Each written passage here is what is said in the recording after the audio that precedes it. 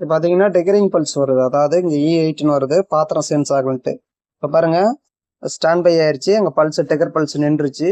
So நம்ம அங்கே ஐஜிபிடியோட gate பாயிண்டில் கொடுத்துருக்கோம். இப்போ ஸ்டாண்ட் பை ரிலீஸ் பண்ணுறேன். ஸோ இங்கே டெக்கரிங் லைட் எரியும், டெக்கர் ஆகுது. பல்ஸு அந்த பல்ஸ் வரும்போது பார்த்தீங்கன்னா ஸோ அதோட பல்ஸ் பார்க்க முடியும் அங்கே டிஎஸ்ஓ மினி டிஎஸ்ஓவில்.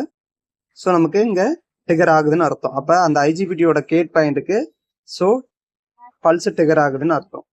இப்போ ஸ்டாண்ட் பை பண்ணுறேன் பாருங்க, ஸ்டாண்ட் பை ஆஃப் பண்ணிடுறேன் பாருங்க. இப்போ டெக்கர் ஆகலை, ஸோ உங்கள் பல்ஸ் நின்றுச்சு. இப்போ ஸ்டாண்ட் பை ஆன் பண்ணுறேன்.